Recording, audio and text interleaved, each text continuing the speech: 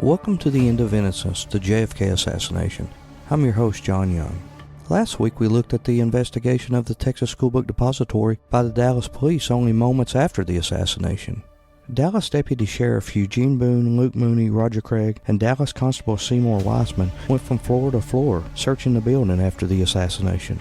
A little after 1 p.m., Deputy Sheriff Luke Mooney, while searching the 6th floor of the depository, discovered the stomper's nest in the southeast corner of the floor. There were 3 spent shells lying on the floor.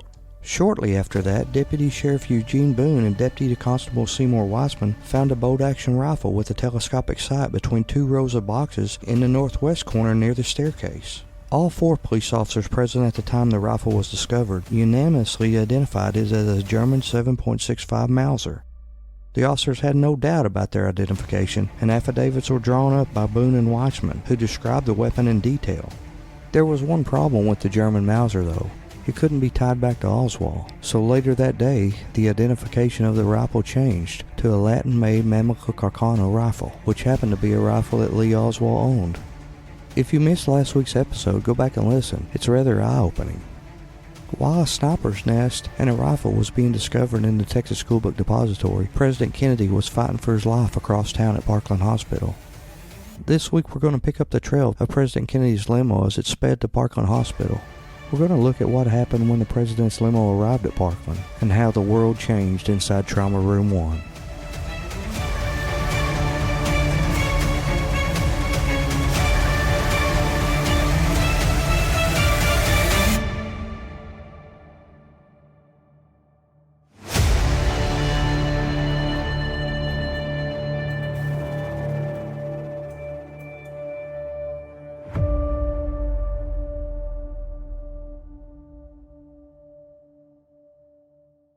But before we pick up the president's trail as he heads to Parkland Hospital, I wanted to play portions of a 1988 interview with Texas Governor John Connally and Texas Senator Ralph Yarborough.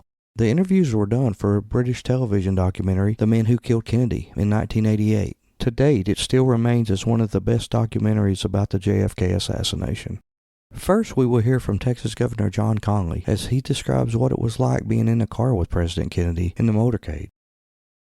From the dark, overcast, the drizzling rain of Fort Worth to the bright sunshine when we landed at Love Field in Dallas, it promised to be an absolutely spectacular day for the president, for the vice president, for me. I was governor of the state. Ms. Connally and I rode in the car with the president and Mrs. Kennedy. He got a very, very warm reception. Schools had turned out. The school children were lining the street by the thousands. They were applauding, and it was a very happy, joyful occasion, really. Nellie turned to the president and said, "Mr. President, you can't say now that they don't love you here in Dallas." And within a matter of a few seconds after that, we turned on Elm Street to go down to get on the Stemmons Freeway to go out to the Trade Mart where the luncheon was being held. And that's when the shots occurred. I heard what I thought was a rifle shot. I immediately reacted by turning to look over my right shoulder because that's where the sound came from. I didn't see anything out of the ordinary and was in the process of turning to look over my left shoulder when I felt a blow in the middle of my back, as if someone had hit me with a doubled-up fist, about like that. The blow was of such force that it bent me over, and I immediately saw that I was covered with blood, and I knew I'd been hit. And I said, "Oh, my God, they're going to kill us all." And I heard another shot that was a loud shot almost like that. And immediately, I saw blood and brain tissue all over the back of the limousine. I knew then that the president had been fatally hit, because Ms. Kennedy then, I heard her say, "My God, I've got his brains in my hand."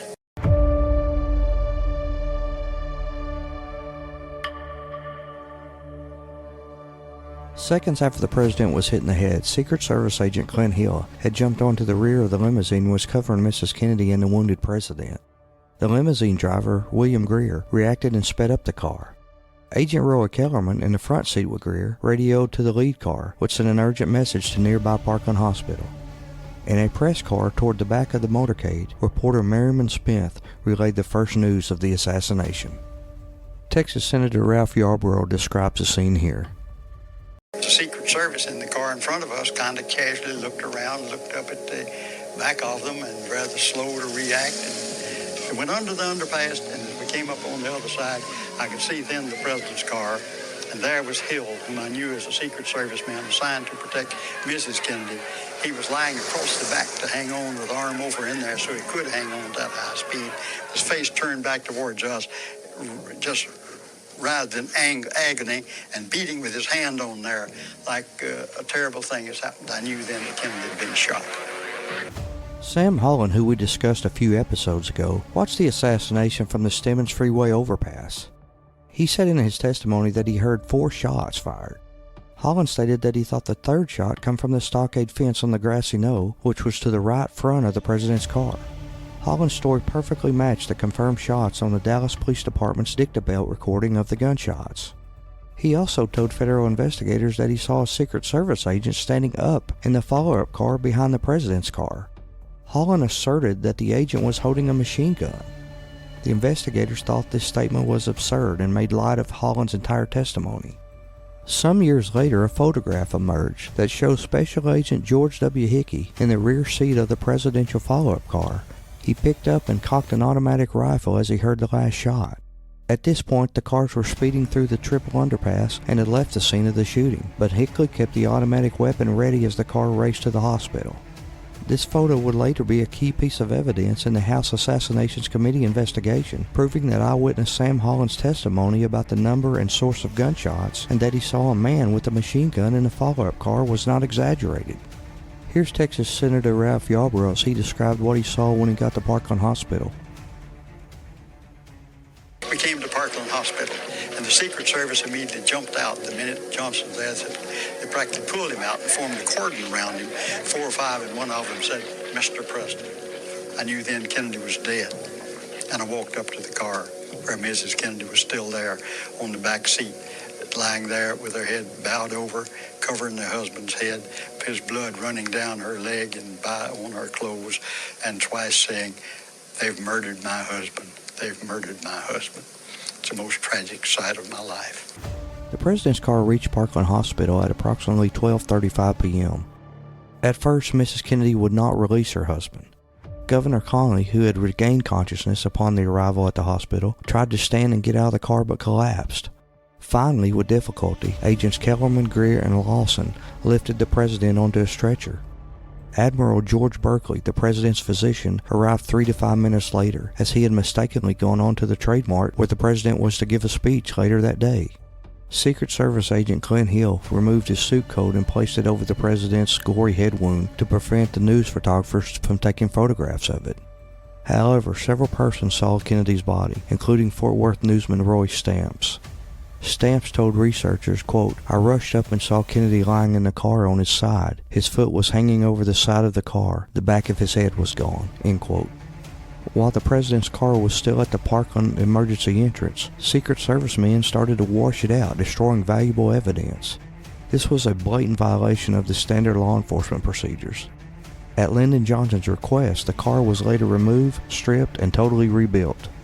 As they carried the president inside the hospital, Mrs. Kennedy followed them into Trauma Room 1. This is where the history of our country would change forever.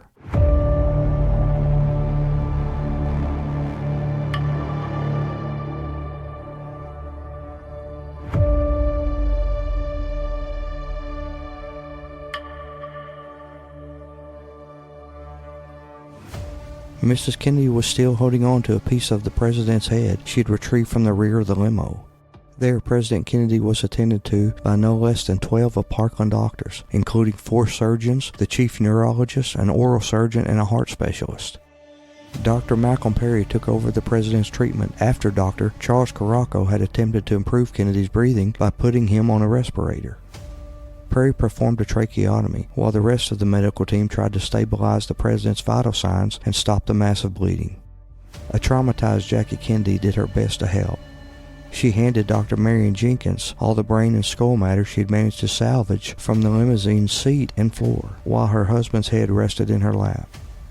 When noting the absence of any neurological, muscular, or heart response, the doctors concluded that attempts to save the president was hopeless. Dr. Robert McClellan and Dr. Paul Peters described the president's condition as he arrived in Trauma Room 1. My most vivid impression of the entire agitated scene was that his head had been almost destroyed. The face was intact but very swollen, and it was obvious that he had had a massive wound to his head. We decided that the president was dead, and Dr. Clark, the chairman of neurosurgery, had come in the meantime, and he had walked up to the head of the patient and looked inside at the wound and shook his head.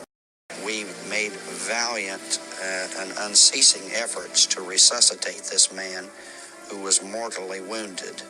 And I think had we taken the opposite attack and said, oh, this man is dead, that even today people would be questioning and telling us stories about mortally wounded people who had been resuscitated when all hope was lost. So instead of taking that approach, we took the approach, let's save this man if we can, and we made what would be commendable, I think, even by today's standards, efforts to resuscitate him. Outside Parkland Hospital, grief overcame the waiting crowd as the president's death was confirmed. The first to break the news was Senator Ralph Yarborough.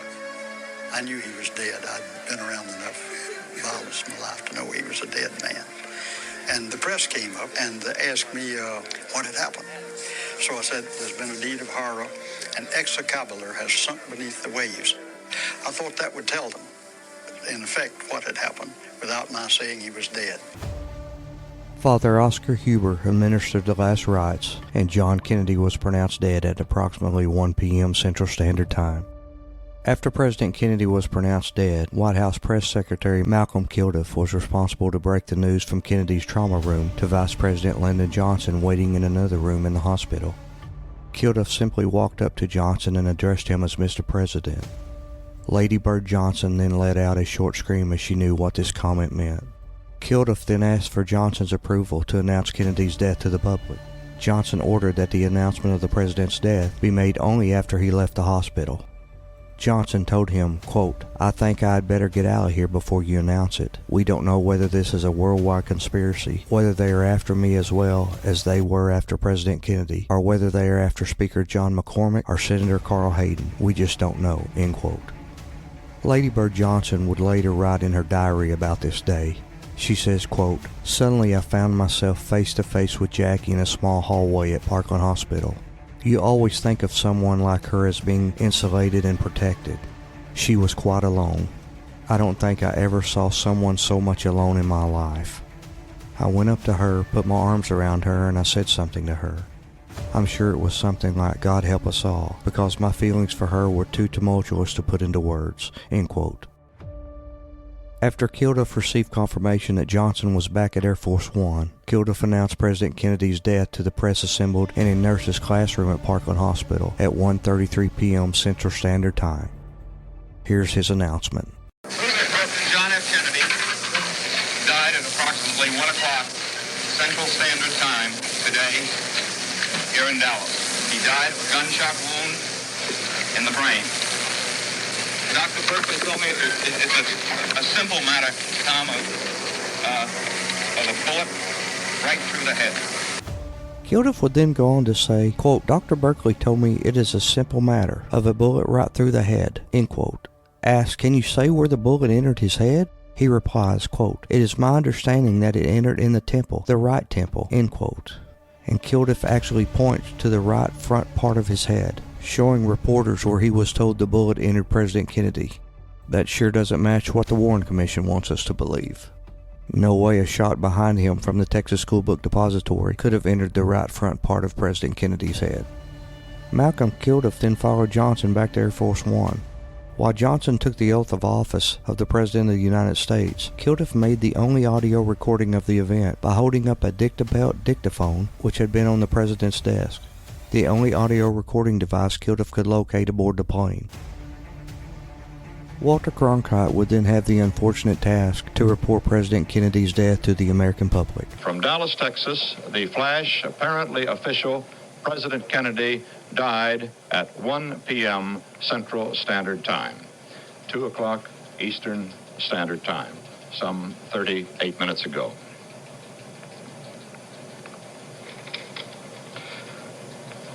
Vice President Lyndon Johnson has left the hospital in Dallas, but we do not know to where he has proceeded. Presumably, he will be taking the oath of office shortly and become the 36th President of the United States. Parkland Hospital orderly Daryl Tomlinson found a bullet on the floor near a stretcher in the hallway outside Trauma Room 1. The bullet, which had a pointed nose, was turned over to the Secret Service. However, the bullet later used as evidence in the Warren Commission investigation was not the same bullet that Tomlinson found. The bullet placed in evidence had a rounded nose. When called later to testify before the Warren Commission, Daryl Tomlinson was asked to identify the bullet. He said it looked completely different from the original bullet he had found on the stretcher outside Trauma Room 1. Adding to the suspicion is the presence of Jack Ruby at Parkland Hospital while Kennedy's body was still there. Though it has been proven that Jack Ruby was present at Parkland when the president was brought in, it is not known whether Ruby planted this bullet. Veteran newsman Seth Cantor told the Warren Commission that he encountered Jack Ruby at Parkland Hospital about the time Kennedy's death was publicly announced at 1:30 p.m. Cantor said he and Ruby even shared a brief conversation. Cantor recognized Ruby, having worked in Dallas for some time. He said he spoke to Ruby about 1:30 p.m. and recalled that Ruby asked him if he should close his club out of respect for the slain president. When asked about his presence at Parkland, Ruby denied ever being there, and the Warren Commission chose to believe him. The commission concluded that Cantor must have been mistaken. Ignored by the commission were FBI interviews with the Dallas woman William Tice, whose experiences on the day of the assassination fully supported Cantor's account of this Parkland meeting with Ruby. In an interview I did with her in November of 1997, Mrs. Tice told me that she would stake her life on the fact that Jack Ruby was at Parkland Hospital when the president was there. She did not speak with him but clearly saw him. The account of Ruby at Parkland has been further supported in recent years by a former radio newsman. Roy Stamp said he had met Ruby on about 45 occasions prior to November 22, 1963. Stamps told researchers that he was in the hall of Parkland holding up a telephone line to his radio station when he noticed Ruby enter the hospital. He said Ruby was carrying some equipment and trailing behind a TV crew. In 1979, the House Select Committee on Assassinations reversed the Warren Commission's decision that Cantor was mistaken about his Parkland meeting with Ruby, stating, quote, "While the Warren Commission concluded that Cantor was mistaken, the committee determined he probably was not," end quote.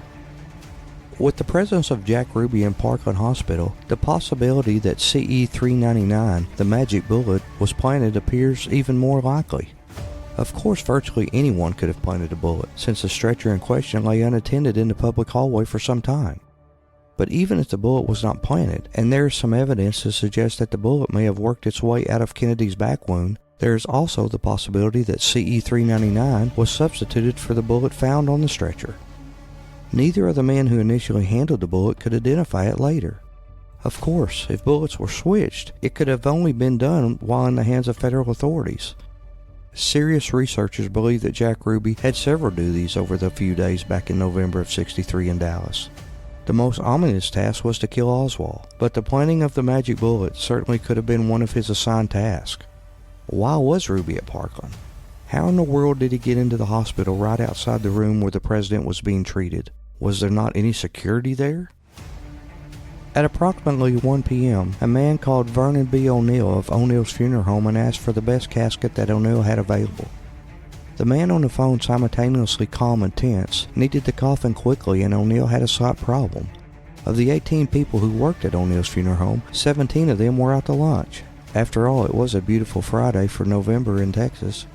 O'Neill picked out a solid bronze coffin with white satin lining tagged at a sales price of $3,995 from his storeroom and waited for 3 more of his employees to return from lunch. The casket weighed over 400 pounds when it was empty, and O'Neill certainly couldn't lift it into his Cadillac hearse by himself. Once he had it loaded, he rushed to Parkland Memorial Hospital on the most important delivery of his career. The casket was for President of the United States John Fitzgerald Kennedy. When the casket arrived at Parkland Hospital, O'Neill was met by agents from the Secret Service and some of President Kennedy's aides. They helped O'Neill push the coffin into the hospital and down a corridor towards Trauma Room 1, where the president had been officially pronounced dead just minutes earlier. One of the president's aides and the doctor who had just worked on Kennedy tried to distract the president's grieving wife so that she wasn't anguished further by the sight of the coffin that her now dead husband was about to be placed in. Jacqueline Kennedy refused to turn away and begged to be let into Trauma Room 1 to see her husband one more time. The doctor didn't want her to see anything else, but Jackie insisted, telling the doctor, quote, "How can I see anything worse than I've already seen?" and pointing out that, quote, "his blood is all over me," end quote. The doctor let her in Trauma Room 1 as O'Neill wheeled the casket inside, and she placed her wedding ring on JFK's finger before retreating back to the outer hallway once again. Vernon O'Neill was horrified when he saw the condition of the president's body. Blood was everywhere, and a gaping wound exposed brain matter which was seeping out of John F. Kennedy's head. Not wanting to damage the beautiful and expensive casket that he had picked out for the president, O'Neill and several emergency room nurses went to work. The bottom of the inside of the coffin was lined with a plastic mattress covering the president's body. The nurses went even further and spent 20 minutes carefully wrapping President Kennedy's head in numerous white bed sheets so that blood didn't seep through and stain the lining of the casket. After Kennedy's body was placed in the coffin, preparations were made to leave Parkland Hospital and take the president back to Air Force One at Dallas's Love Field so that they could transport him back to Washington, D.C.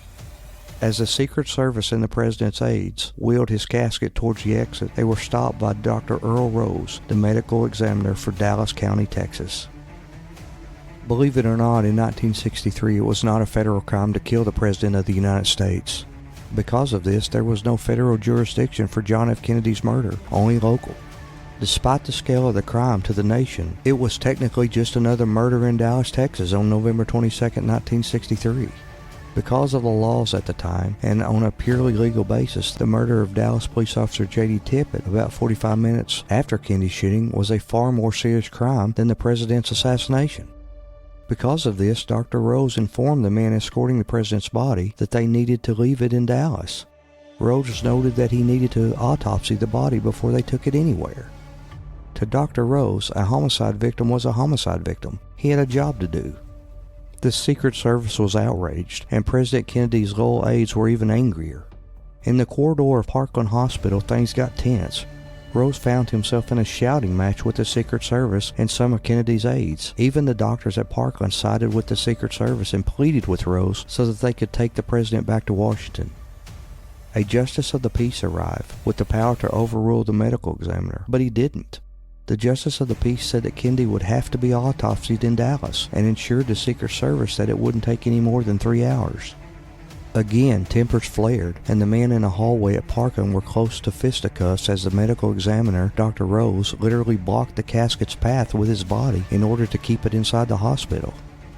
When the president's close aide, Kenny O'Donnell, appealed to the medical examiner and the Justice of the Peace for compassion for Jackie Kennedy and an exception for this case so that they could return the dead president to Washington and get Jackie out of Texas as quickly as possible, the Justice of the Peace, Theron Ward, refused.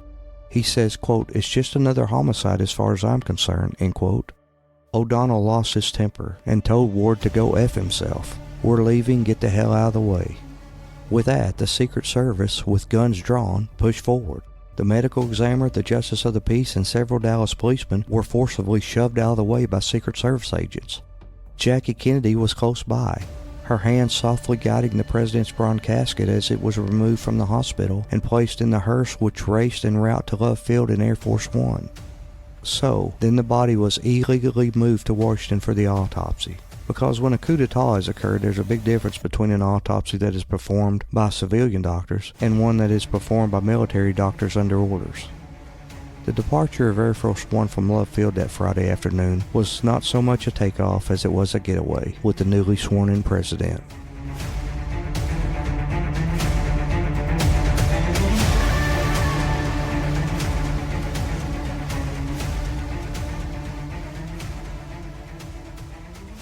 On duty at Parkland Hospital throughout the struggle for the president's body was Aubrey Reich, an ambulance driver for O'Neill Funeral Home.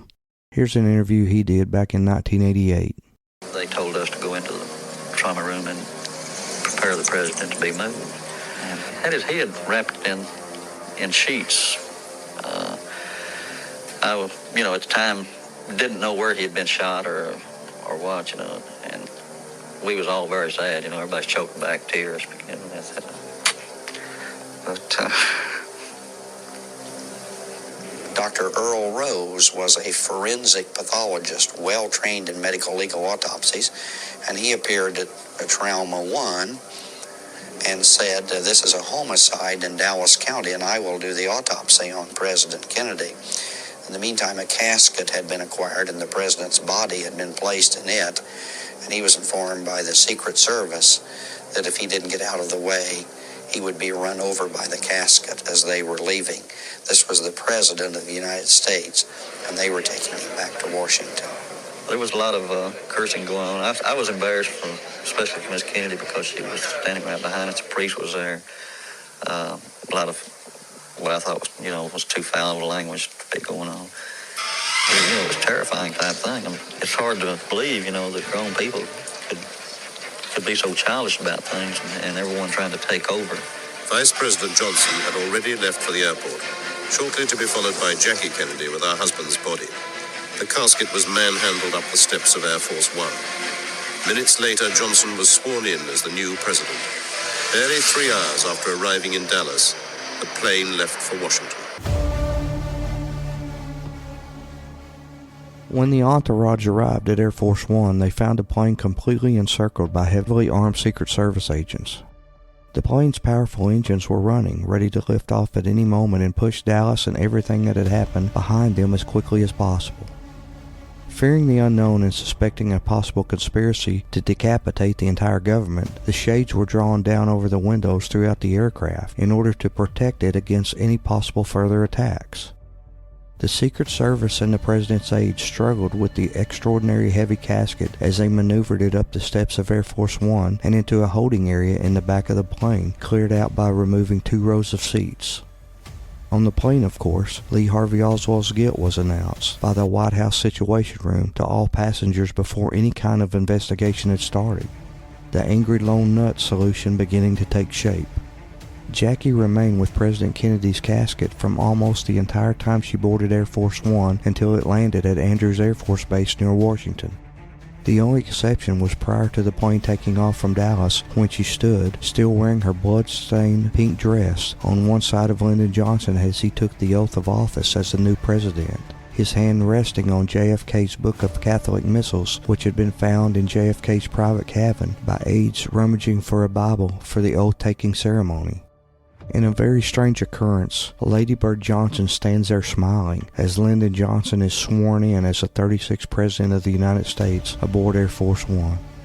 He was sworn in by Federal Judge Sarah T. Hughes, a family friend, making him the first president sworn in by a woman. Johnson did not swear on the Bible, as there was none on Air Force One. Jackie Kennedy stood there in her pink suit stained by the president's blood. Aboard Air Force One at the swearing-in ceremony, a bizarre photo was taken by Kennedy's White House photographer. This famous scene depicts inside Air Force One at Love Field in Dallas for the swearing-in of President Johnson shortly after President Kennedy's assassination. As conspiracy theories abound on the JFK assassination, perhaps the most outstanding and prevalent is its concept of a coup, the then Vice President, the Secret Service, and numerous other politicians of the period. One of the cornerstone pieces of evidence in this theory is this: Cecil Stoughton's photo, famously called The Wink, which was taken aboard Air Force One while President Johnson was being sworn in just after formal announcement of JFK's death. With grief-stricken Jackie Kennedy standing to Johnson's left and Lady Bird to his right, this image, taken only seconds after being sworn in, shows President Johnson looking back over his shoulder to his longtime friend, Texas Congressman Albert Thomas, and receives a conspiratorial wink and a smirk. Considering the circumstances, this is most troubling behavior on part of the elected officials of the U.S. government. Whether it signifies a role in the president's murder is another matter, open to interpretation and hopefully investigation. The White House photographer Cecil Stoughton that took this photo has stated he feels as if the photograph is, quote, sinister. This event is just one of many strange things that was happening in Dallas on this day, and Lee Harvey Oswald had nothing to do with them. The majority of the president's cabinet were en route by airplane to Japan when the assassination took place. When news of the killing was radioed in, officials discovered that the codebook that would help them access a secured radio channel to decipher the message was missing. Cabinet members, who were astounded that this crucial handbook was gone, which is an unprecedented violation of all federal protocols, did not know what information to believe, so they turned around and flew back to Washington. On the plane back to Washington, word was radioed from the Situations Room to Lyndon Johnson that one person and one person alone did the shooting. This was done before the manhunt or an arrest of Lee Harvey Oswald had even taken place. A third of the U.S. Combat Division was returning from Germany in the air above the United States at the time of the shooting. Less than 2 minutes after the assassination, the telephone lines in Washington, D.C. were discovered to be out of service. The official explanation for this later stated that because too many people were trying to use their telephones to relay news of the shooting, the telephone system went down and stayed down for an hour.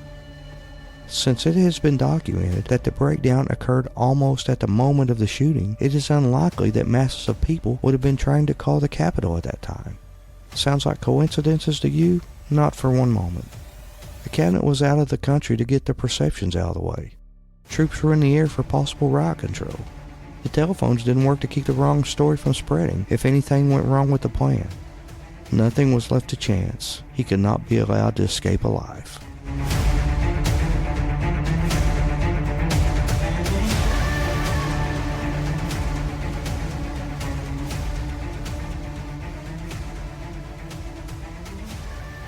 Next time on the end of Innocence, the JFK assassination, we pick back up on Lee Harvey Oswald's trail. He has now arrived at his rooming house. It is shortly after 1 p.m. The president has died at Parkland Hospital, and Lee Harvey Oswald is a wanted man. Does he even realize it at this point? We'll see you next week.